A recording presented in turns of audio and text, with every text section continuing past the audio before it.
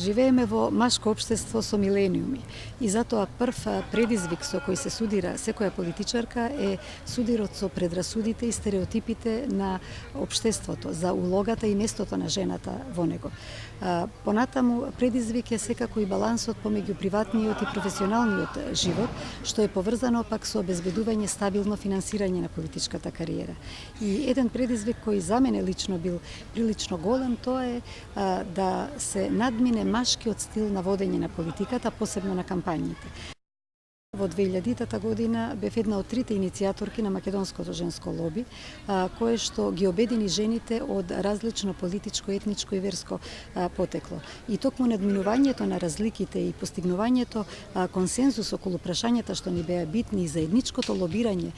во јавноста беше основа за да се постигне голем успех во зголемувањето на бројот на жени во политиката. Така што од 6% жени во политиката дојдовме до 32%, а се надевам по последниве избори и над 40%. Токму овој принцип го применував и во работата на парламентарната комисија за еднакви можности на жените и мажите, која што повеќе години ја водев практично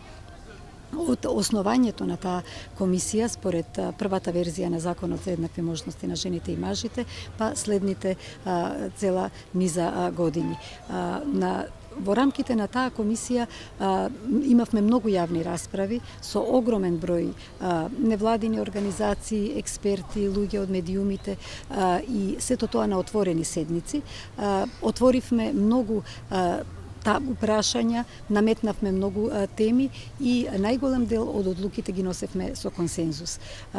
На тој начин го донесовме и Законот за еднакви можности на мажите и жените, внесовме редица мерки за економско јакнење на жените, за женско предприемништво, рурални жени и слично. Исто така го донесовме и Законот за борба со семејното насилство и насилство врз жените.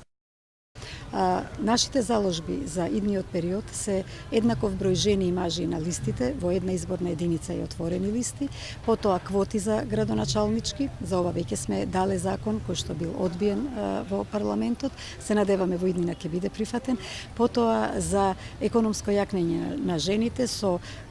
баланс на приватниот и професионалниот живот, со флексибилно работно време и